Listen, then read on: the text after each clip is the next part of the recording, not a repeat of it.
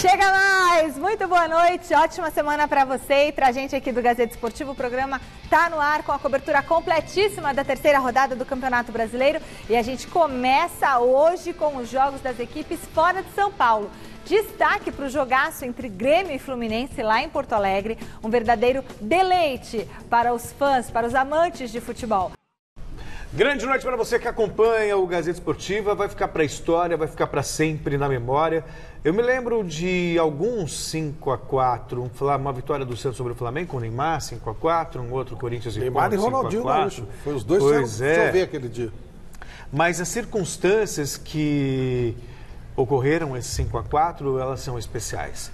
Quando o Grêmio fez 3-0 com 23 minutos, né? Me lembrou até Brasil e Alemanha, que aí com 29 estava 5-0.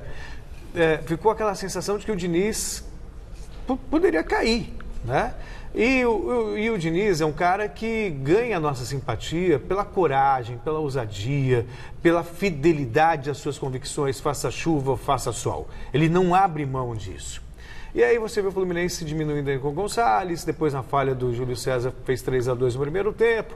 Aquela pergunta, será que dá, será que não dá? De repente, no segundo tempo, o Fluminense estava engolindo o Grêmio em Porto Alegre, como se fosse o time da casa.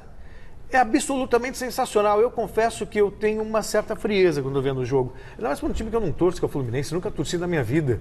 Eu vibrei com o gol de empate, com a virada, como se eu fosse torcedor fluminense desde a gestação da minha mãe. Eu parecia incrivelmente um torcedor tricolor, porque o Diniz merece isso. Seria muito injusto, ele teve a chance no Atlético Paranaense, foi demitido e perdeu o cargo na Fluminense. Ele é um cara que ele é compromissado com futebol bonito, compromissado com toque de bola, compromissado com o futebol ofensivo.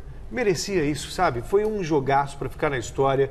Olha, a gente fala tanto de futebol brasileiro, mas eu pude me deleitar como se estivesse vendo um jogo da Champions League. Aleluia, meu Deus! Primeira vez, Flávio, acho que em 20 anos que ele fala isso. Olha, boa noite Michele, boa noite, Celso. É verdade. Lembrei de uma música do Kid Abelha, nós vimos todos os gols, mas os outros são os outros, né? Então vamos falar desse jogo que foi sensacional. E aqui eu quero passar para você, um pouquinho coach. A vida, ela é cheia de surpresas. Esse jogo, com 20 minutos, eu queria desligar a televisão desesperado, porque eu sou fanático pelo jogo bonito que o Fernando Diniz propõe. Falei, eu não quero ver massacre. E o Fernando Diniz estava demitido. 1 hora depois, ele era um herói nacional. Olha como a vida muda. Olha como as coisas mudam. Então você que está aí meio desiludido e tal, lembra do Fernando Diniz ontem, que com 20 minutos de jogo estava demitido e depois de 1 hora e pouco era um herói nacional, deu entrevista aqui no Mesa Redonda, foi um negócio muito legal e está sendo até agora consagrado no Brasil inteiro, ele e o sistema de jogo dele. Dá para fazer coisa melhor do que se faz. Se os dois ontem fizeram isso, não vai ser sempre que nós teremos 5-4, é claro. Mas dá para jogar bonito, dá para jogar para frente. Não podemos esquecer que o Grêmio também joga para frente. Sim. Foi 5-4. Né? O Grêmio fez 4 gols. Quantas vezes a gente fez 4 gols? Vê os outros jogos, nenhum teve 4 gols, só o lado do Grêmio. Nós tivemos 9. E reparem que esse tipo de goleada sempre sai nos jogos onde alguém ataca. Ou é jogo do São Paulo, sim, contra ou a favor. Já tomou 5-1 do Ituano também. Ou é no jogo do Fernando Diniz, ou é no jogo do Grêmio, ou é no jogo do Atlético Paranaense. Dá para fazer coisa melhor. Esse jogo, ele só valeu 3 pontos. Só 3 pontos. Como os outros jogos feios que o cara fica se segurando e perde de 1-0. Só que esse jogo tem história, né? Esse jogo, como disse o Celso, passou para a história. Ficou um jogo de lembrança, um jogo legal. Dá para jogar decentemente. Foi sensacional, foi espetacular. Eu vibrei muito com esse jogo ontem. E o que revela que ainda existe espaço para quem tem coragem. E o Fernando Diniz é um só cara existe espaço para quem tem coragem. Né? Muito legal, muito bonito. E aproveitando, mas Flávio, você falou do coach aí, mas isso se deveu, né? Então, assim, aos 20 minutos ele estava demitido. E na vida, às vezes, aos 20 minutos a gente também está na lama. Sim. E aí, ele não desistiu, ele prosseguiu, então sendo fiel às suas convicções. Na verdade, sabe qual foi o começo da entrevista dele ontem, coletiva? Eu queria dizer que eu errei. Aí todo mundo falou assim, eu não deveria ter começado o jogo com 3 volantes. Eu fugi daquilo que eu pensava. E aí ele voltou. Então, se você em casa estiver achando que você não está fazendo certo, se tiver convicção, siga na sua convicção, que os astros dão jeito de ajeitar tudo. Muito bom. E aproveitando esse jogaço aí do Grêmio contra o Fluminense e sabendo das paixões, tanto positivas quanto negativas, que o técnico do Flu suscita, a gente lança a nossa enquete dessa segunda-feira. Você gostaria que o Fernando Diniz comandasse o seu time? Você gostaria do Fernando Diniz comandando o seu time? Sim ou não? Entre no site gazetesportiva.com, deixe seu voto, participe também pela hashtag Gazeta Esportiva, hashtag Gazeta Esportiva nas redes sociais e mande também pelo WhatsApp um vídeo, 994791633, se você gostaria de ver o Fernando Diniz aí dirigindo o seu time, ou ele é ousado demais. E aí, Flávio, o que você acha? Você gostaria de vê-lo comandando a sua Ponte Preta? Olha, eu vou falar uma coisa pra você. Eu sou muito amigo da família do Fernando Diniz. A mãe do Fernando Diniz torcia pra Ponte. E ele jogou no Guarani. E o time do Fernando, não, eu sei o time dele, mas não vou falar não. Mas ele cairia muito bem no time que ele torce, que ele nunca jogou lá. E você, Celso? Eu não só queria, como se fosse presidente do clube, já faria o convite agora.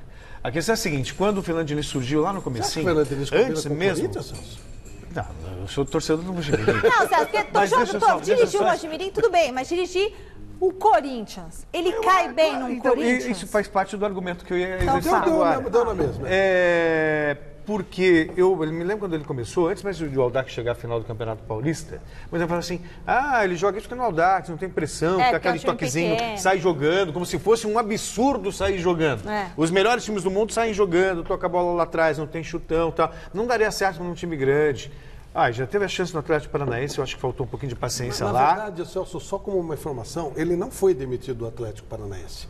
Ele foi licenciado, ele estava ganhando salário, porque a filosofia que o Atlético quer é a dele, sim. Tanto que o Thiago Nunes era auxiliar técnico dele, continuou, e aí ele pediu demissão. Ele saiu do comando do time, entende? Mas ele pediu demissão para treinar o Fluminense. Não, então ele não foi mandado embora. Não, sim, mas não deu certo, mas também não pôde continuar. Porque a filosofia do Atlético continua. Tudo bem, mas ele não continuou como o mentor, o comandante e tudo mais. Do Boca e joga em Boca na quarta-feira e vai atacar o Boca. Mas tem muita gente que diz que ele não deu certo no Atlético Paranaense. Ele vai atacar o Boca? Com certeza. Mas enfim... e aí está a prova de que existe essa possibilidade. E fico mais feliz ainda de ter um técnico, um Sampaoli, que dá respaldo para esse tipo de trabalho. Né? Senão o Fernando Diniz estaria pregando no deserto e não existe coisa pior do que pregar no deserto quando você fala e as pessoas não te ouvem. Nossa Senhora, isso é difícil mesmo na vida da gente.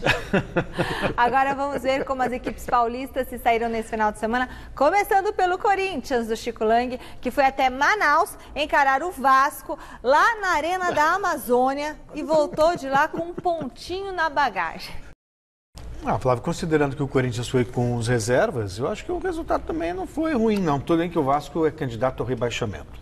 Então era um jogo para o Corinthians somar 3 pontos. Mas como tem muito campeonato pela frente ainda, sabe? Mas não pode, não se ganha o jogo logo no começo? Como assim? Não se ganha o jogo logo nas primeiras 10? Você ganha campeonatos nas primeiras 8 rodadas. E você perde nas últimas 8. É a filosofia do Guardiola. Você tem que garantir. Da outra vez, o Carille também foi ganhando, mas também empatava e ganhava.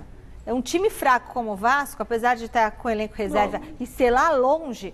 Nada contra quem mora na Amazônia. Aliás, se você mora na selva, na Amazônia, em Manaus, uma cidade linda, que eu não conheço, mas eu já vi foto, mande hashtag Gazeta Esportiva. Se você pegar 2017, então, que foi o ano que o Carille brilhou. Vamos lá, ele faz de cabeça, olha só isso. Não, 17, nessa rodada, na terceira rodada, o Corinthians tinha 7 pontos.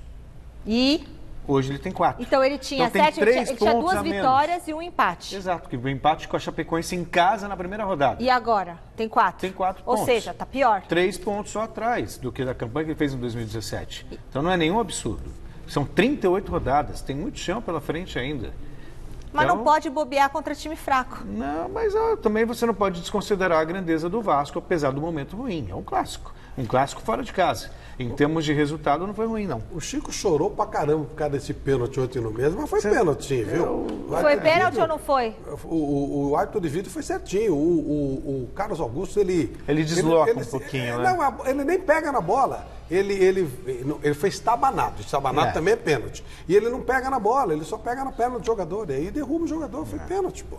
O cara marcar um pênalti contra o Corinthians, ainda pelo VAR, foi muito pênalti. Foi, Flávio? Foi, Celso, pênalti? Foi. Pior que foi. Assim, é pênalti pra VAR. Eu, num primeiro momento, quando vi, não achei nada. Também, claro. Mas depois que você vê o lance, dá pra ver o bracinho ali do inconsequente do senhor Carlos Augusto. Que, aliás, está jogando bem. Ó, mas só pra dizer uma coisa, o Corinthians tem uma média de apenas 2 chutes no alvo nesse Brasileirão. Gente, 2 chutes no alvo. E o Everaldo é a solução para o ataque, ô Celso Carvalho? O Corinthians está bem de atacante. O Corinthians tem tá bem, ninguém chuta, hein? Tem 2 chutes no alvo e tá bem de atacante. Mas a questão não é chutar, não adianta, a questão não é você ter atacante, é você criar para que o atacante possa definir. E esse é o grande problema do Carille. Legal você falar do Everaldo, porque o Everaldo é o artilheiro do Fluminense. Ou seja, fez 5 sem o artilheiro do time. Olha só como é que o Pedro como voltou, é a filosofia do jogo. Tá, mas tudo bem, tá na reserva. Aliás, ainda o Pedro machucado já tem 2 gols no campeonato em 2 jogos. Né? Tá bem de ficar atacante também o Fernando Diniz. Único paulista a vencer na rodada, o Palmeiras conseguiu a 2ª vitória no Campeonato Brasileiro ao bater o Internacional no sábado no Allianz Parque. E o trunfo também serviu para o Verdão igualar uma marca histórica do clube na competição. Ele fez o gol hoje, está de parabéns, mas acho que a equipe toda está de parabéns pelo jogo que fez, jogo seguro. O Internacional era um time muito forte, não sabíamos que o jogo ia ser assim. Jogo grande, jogo de 2 times que vão brigar pelo Campeonato Brasileiro, é isso aí, foi bacana o jogo. Acho que todo mundo pôde perceber quão qualificada é a equipe do Inter, então para nós foi extremamente importante vencê-los. Com a vitória sobre o Internacional, o Palmeiras igualou a maior invencibilidade de sua história em campeonatos brasileiros. Juntando com a campanha do ano passado, o Verdão está a 26 jogos sem perder. Feito que foi conquistado pela primeira vez pelo time que foi bicampeão brasileiro em 1972 e 1973 e tinha craques como Dudu e Ademir da Guia. São marcas de início de campeonato, o que determina o final de campeonato feliz é mais importante do que a gente se manter invicto ou ganhar um pouco mais de jogos aqui. O importante é buscar o objetivo, que é o título do Campeonato Brasileiro. Flávio. Não, o legal é o seguinte, o 7-3, né? 7-3, né? Que foi o que empatou o recorde. Sim. Então, o time do Palmeiras de 73 jogava muito parecido com esse time. Sério? Dudu e Ademir, todo mundo ficou imaginando, não, ele tocava muito bem, tocava mais a bola, era um jogo diferente, né? Um jogo mais lento, né? Só que ele fazia 1-0 e segurava. Porque parece, não, vê o time do Palmeiras, 72, quando ele foi campeão paulista invicto. 2-0 com o São Paulo no final, acho. E o São Paulo foi vice invicto. O Palmeiras, ele fazia um gol e segurava. O Brandão colocava o Fedato, segurava o jogo. Então, é um estilo, embora fosse um time elegante, né? Mas não era de muitos gols. O time do Palmeiras, eu acho que ele está um pouco mais agressivo. Ele melhorou nas últimas rodadas, mas ainda está longe daquilo que a gente considera ideal, mas está bem dentro daquilo que se propõe fazer o Filipão, e os resultados estão aí, né? 25 jogos sem perder. Ele não perdeu nenhum, o Filipão, desde que ele veio para o time do Palmeiras no Brasileiro. Isso merece ser considerado, tem que respeitar uma marca dessa. Tanto que mesmo na temporada, né, Flávio? O Palmeiras, a realidade é essa. O ano passado todo mundo torceu, e já era na era Filipão, lá da Parmalat. Reclama do futebol apresentado, que vai contra as tradições da academia, de jogar bonito, blá, blá, blá. Mas o Filipão foi campeão da Libertadores, foi campeão da Copa do Brasil, foi campeão brasileiro, não chegou a ser. Mas enfim, o Palmeiras não. Mas no ano passado foi campeão brasileiro. Pois é, e na temporada, jogando feio ou não, apresentando pouco futebol ou não, é o time que menos perdeu, só sofreu 2 derrotas na temporada inteira. Perdeu para o Corinthians, naquele gol do Danilo Avelar, e perdeu para o São Lourenço lá na Argentina. Só. No mais, é um Palmeiras... Tem uma consistência tática que merece respeito. Vice-líder do Campeonato Brasileiro, e dependendo do que acontecer no final de semana, quando pega o Atlético Mineiro lá em BH, pode assumir a liderança. É o Palmeiras fazendo jus ao favoritismo. Bom, e quem diria, viu, justamente o Santos, do sempre ofensivo Sampaoli, Jorge Sampaoli, foi um dos protagonistas do primeiro 0-0 desta edição do Campeonato Brasileiro. Pois é, mas a falta de gols diante do CSA... Sentiu uma cutucada. Ué, não é o bababam? A falta de gols diante do CSA lá em Maceió não quer dizer que o jogo foi ruim. Não foi, gente, muito pelo contrário. Dá uma olhadinha. Tanto que só nos melhores momentos que ele apresentou, 6 finalizações. Só nos melhores momentos aí que a gente apresentou. Quer dizer, mais do que o Corinthians, por exemplo, né?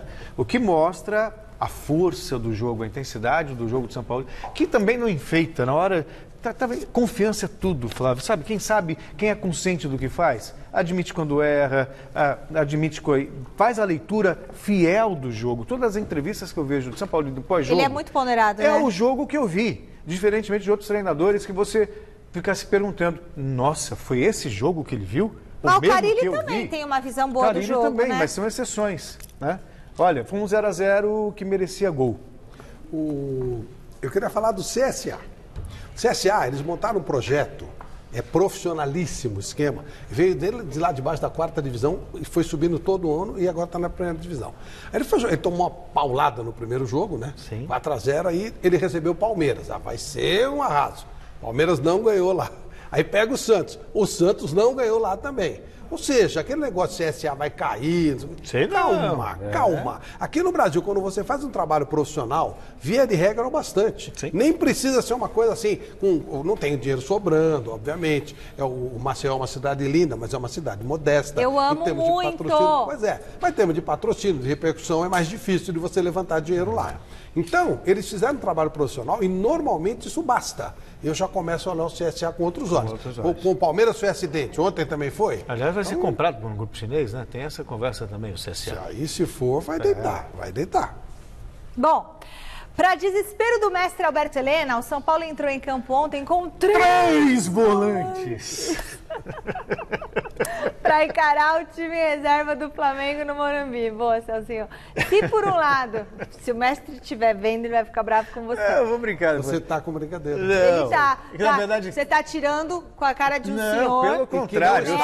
Eu sou fã do mestre Alberto Helena. Ele é o meu mestre. Defender. Eu sou o meu mestre e concordo com ele. Eu farei a mediação entre você.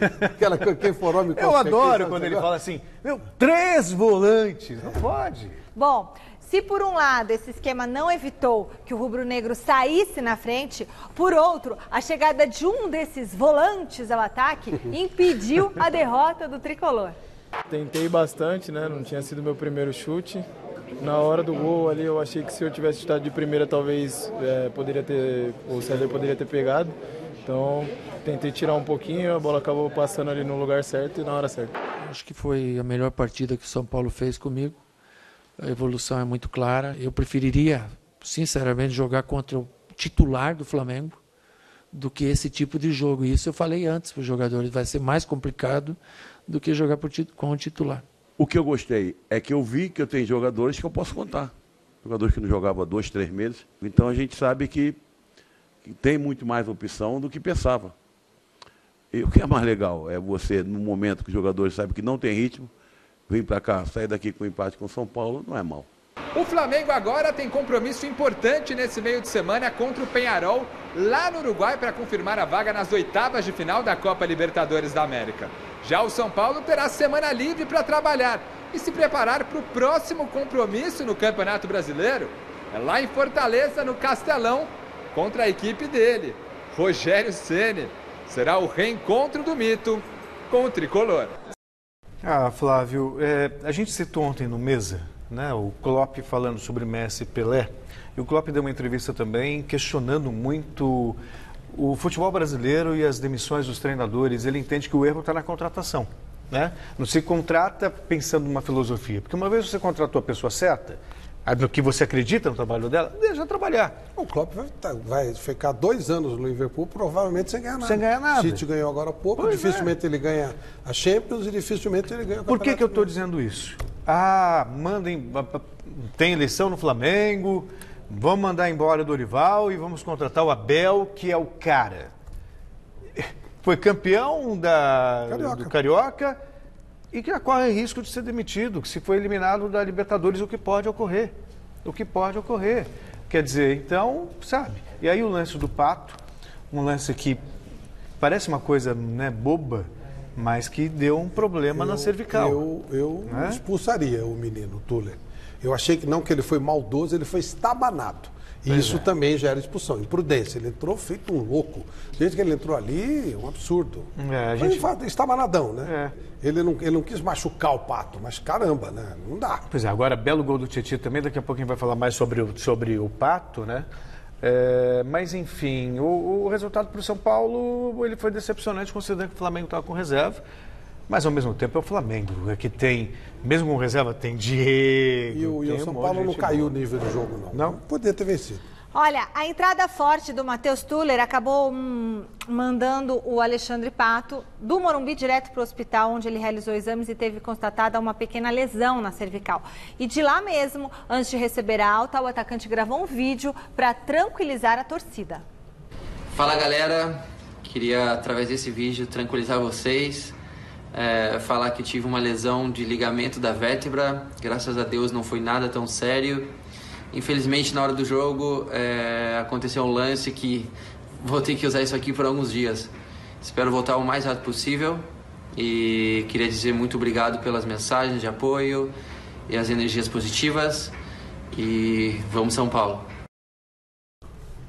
Pois é. Agora vamos dar uma olhadinha então como que ficou a classificação do Campeonato Brasileiro após a terceira rodada. O Atlético Mineiro assumiu a ponta da tabela com 9 pontos, seguido de Palmeiras, São Paulo e Santos, todos com 7. Na quinta posição aparece o Bahia, com Botafogo e Cruzeiro logo atrás, pelos critérios de desempate. Em seguida temos o Atlético Paranaense em 8º, Flamengo 9º, Chape 10º, Corinthians 11º, Ceará, Fluminense, Goiás, Inter e Fortaleza também aí, né? E na zona de rebaixamento, ó, CSA, Grêmio, Avaí e o Vasco segura a lanterninha da competição com apenas um pontinho conquistado até aqui. O que surpreende é o Grêmio na zona de rebaixamento, claro, tem muito campeonato pela frente.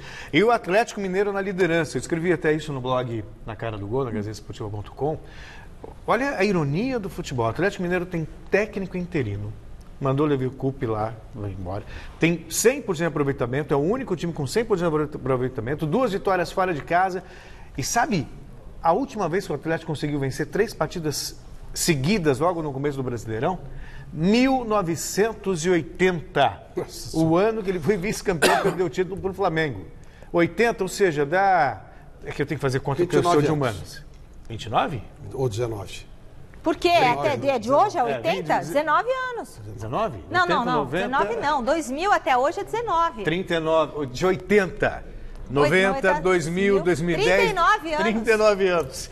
Todos temos que voltar para a escola aqui. Não, eu ia contar nos dedos. Sabe por que eu não preciso voltar? Porque eu não preciso colar, não quero colar de novo, não. Que matemática eu colava, gente. 39 anos. Já viu que eu sou tonto, né? Nossa, o Celso é muito ruim fazer conta, gente. Eu estava certo, você jornalista é assim. A Portuguesa chegou ao fundo do poço, cavou mais um pouquinho e esse ano não disputa sequer a Série D do Campeonato Brasileiro. Para tentar sair dessa situação, a Luzinha está apostando em um treinador sem muita experiência, mas com uma história vencedora com a camisa do clube. Zé Maria, vice-campeão brasileiro em 96.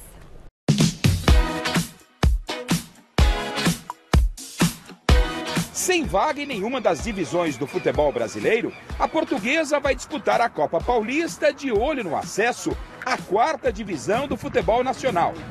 Para essa competição, a principal novidade da Lusa está no comando técnico.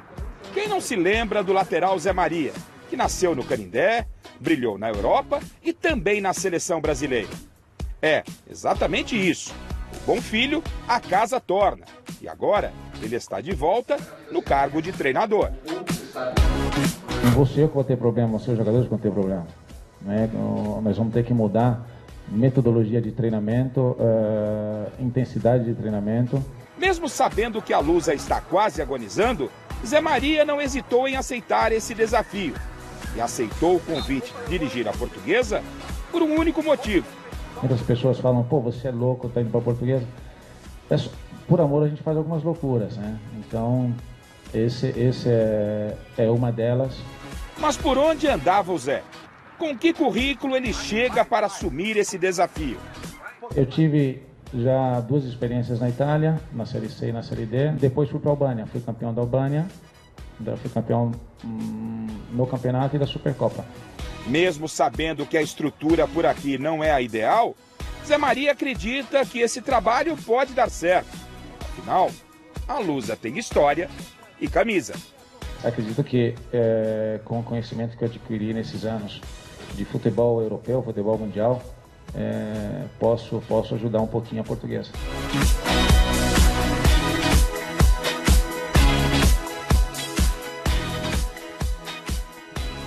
Faz um grande nome. A presença de um grande nome fez com que as atenções se voltassem à Portuguesa de novo. A Portuguesa que já foi grande e hoje luta para não ser extinta, Flávio. O Zé Maria é um grande nome, dentre outros que já tentaram fazer alguma coisa. Acho que ele vai precisar da ajuda de São José e de Nossa Senhora Maria. Os dois nomes dele, Zé e Maria, para conseguir fazer alguma coisa. Não sei se ele aguenta muito tempo, não.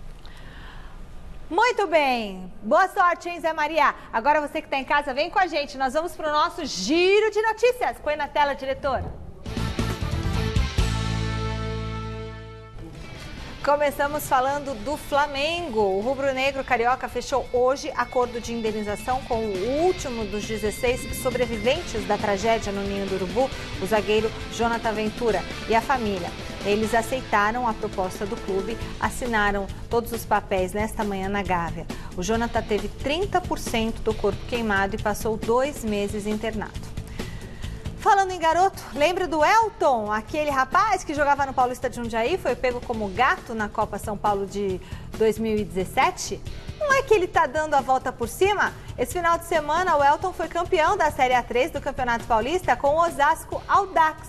Domingo ele estará com a gente no Mesa Redonda e eu vou sortear uma camisa lindíssima do Osasco Audax para vocês aí de casa.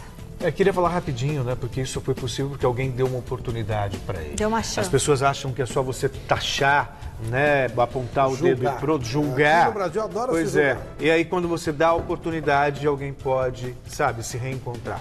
Não, e não só da oportunidade, ele recebeu muito bem. Ele agarrou com unhas e dentes, né, Flávio? Ele está estudando, ele está agora fazendo faculdade de Educação Física também. Física foi, e mesmo quando ele estava suspenso, ele jogou pela Vai-Vai, um campeonato amador, foi campeão. Ele também mereceu a oportunidade que recebeu. E normalmente quem julga muito, se você for olhar a vida daquela pessoa... Telhado de vidro, sabe aquela coisa? Sempre. É mais fácil apontar o dedo. E terminamos este giro destacando o retorno de Vinícius Júnior aos gramados. Depois de 2 meses no departamento médico, o atacante do Real Madrid entrou em campo domingo, atuou por 20 minutos. Uma boa notícia para o Tite, né? Que ganha mais uma opção ofensiva para a seleção brasileira, que disputa a Copa América mês que vem.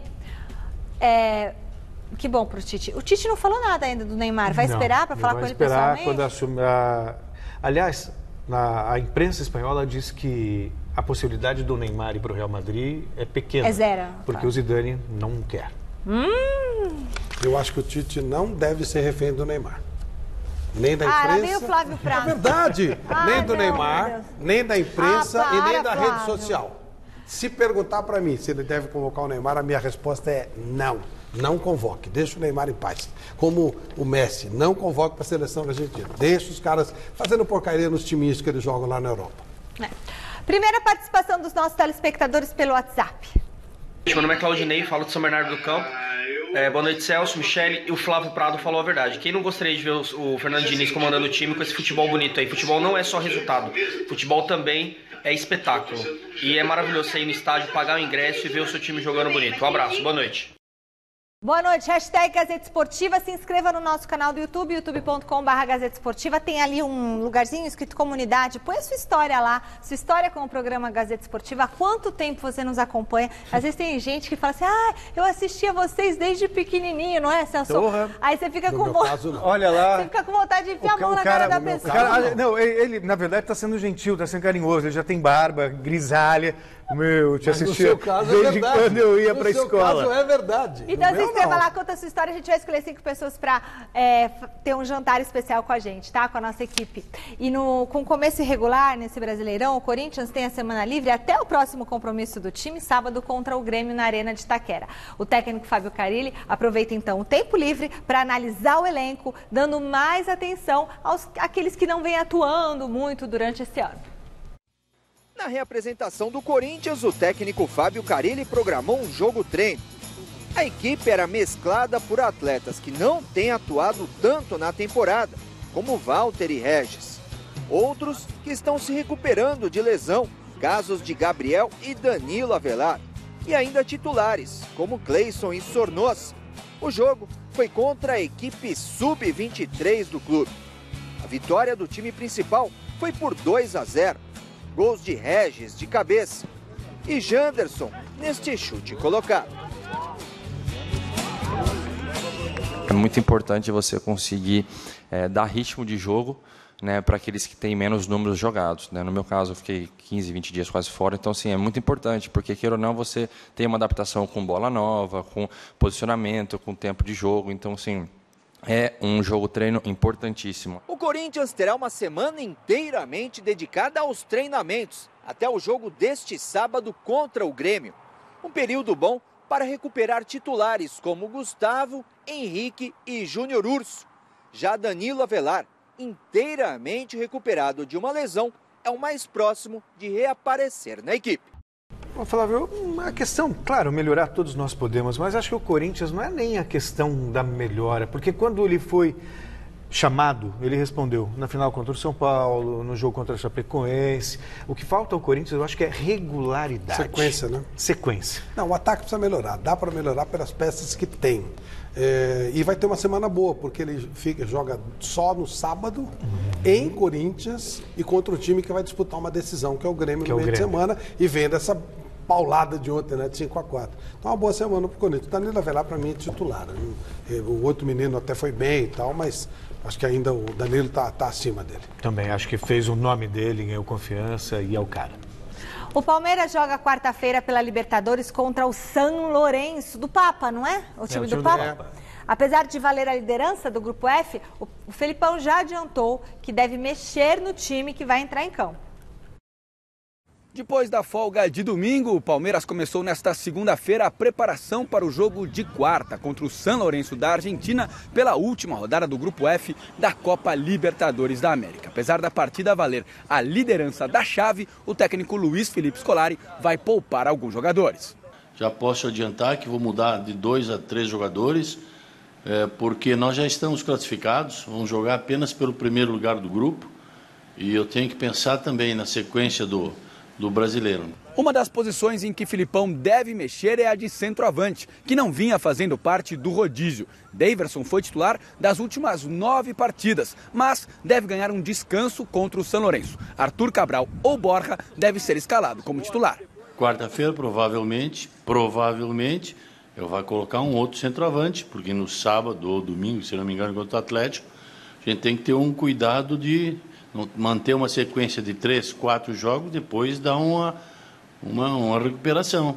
Então, é porque para determinados jogos, o Davidson tem um papel muito importante, por isso a gente tem mantido o Davidson.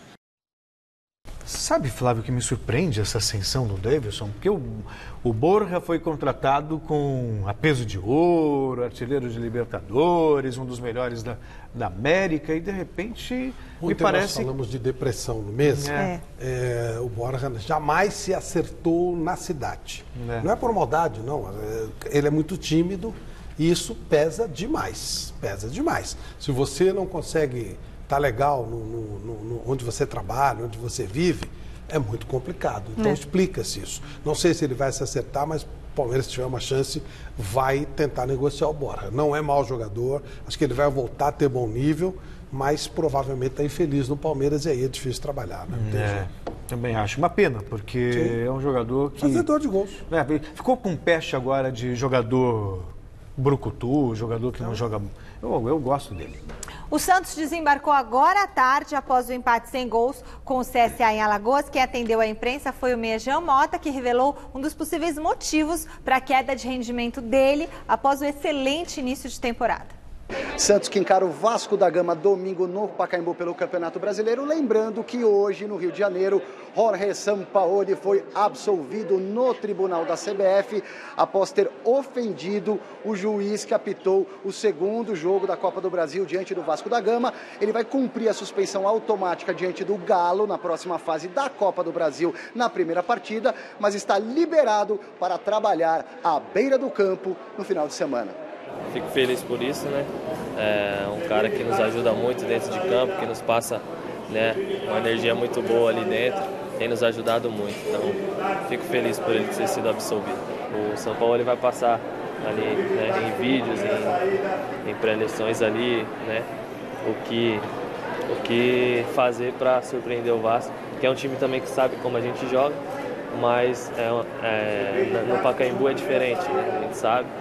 E eles não tiveram, né, jogos contra a gente no Pacaembu, então espero que a gente possa surpreender de uma forma diferente. Que avaliação fazer dessa rodada e da situação do Santos no campeonato? Não era o que a gente queria, né? Pelo que criamos, pelo que a gente fez dentro de campo. Tiramos a vitória, mas a gente sabe que o empate fora de casa, devido às circunstâncias, pra gente foi bom. A briga vai ser essa, né? O ano todo vai ser assim, né? A gente, como eu falei, a gente tem que pontuar ao máximo nesse começo de campeonato, porque é muito importante, né? Os rivais estão aí perto da gente, né? Tem times grandes também que estão ali na cola, vão brigar o campeonato inteiro, então vai ser um ano muito difícil, mas que a gente tem totais condições de brigar na parte lá de cima. Já se conectou com as nossas redes sociais? Não? Então pega o celular e anote aí, ó. Facebook/Gazeta Esportiva, Twitter e Instagram @Gazeta Esportiva e o nosso canal do YouTube, youtube.com/Gazeta Esportiva. E hoje tem o quê? Hoje tem show de bola ao vivo com Alexandre Silvestre e Osmar Garrafa a partir das 8h30 da noite. Como que eu assisto, Michele? Você acessa o site gazetesportiva.com ou também direto nas nossas páginas do Twitter e do Facebook. Mas acessa o site gazetesportiva.com que tá logo lá na capa, não tem como você errar. Vídeos do WhatsApp pra galera. Boa noite, pessoal da Gazeta Esportiva. Com a cartolagem do Brasil, time grande ainda não está preparado para técnico que pensa dessa maneira. A torcida também não aceitaria derrotas. Vanderlei do Itaim Paulista, boa noite. Boa noite, galera do Gazeta Esportiva. O Fernando Diniz é um técnico moderno. Com certeza eu gostaria de ver ele no meu tricolor paulista. Um grande abraço a todos aí. Eclesiester de Birigui. Boa noite, Michele. Boa noite, Flávio. Boa noite, Celso. O Carille está muito bem no Corinthians. Mas se o Carille sair, o Diniz pode vir. Um abraço, César de Guaianazes. É de Guaianazes, acho que é Sérvio. Olha, o Eclesiester é nosso freguês aqui, ele sempre participa das nossas redes sociais. É nosso freguês, sempre manda mensagem, manda e-mail. Freguês. Eu gostei muito de conhecer o seu rostinho, Eclesiester. Manda mais vídeos pra gente, tá bom? Freguês sempre tem razão, então... Tá, claro. Nós somos aqui o prestador de serviços pra eles. Resultado final da nossa enquete, perguntamos se você gostaria do Fernando Diniz comandando o seu time. E aí? Eu não. Você é do contra. Não, eu gostaria sim, mas é que o time ia tomar cada lavada também, que ia dar uma vergonha, né? 54% dos votos que sim. E a gente torce muito pelo Fernando Diniz, que é um super querido. Ficamos por aqui, encerramos o Gazeta Esportiva homenageando, olha lá, Flávio, Opa, Chris Shiflett. Sabe de quem que ele é guitarrista? Foo Fighters. É isso aí. Mas e daí? 48 anos estão fazendo hoje, parabéns. Vamos pôr a música. Vamos aí, tá? Tchau.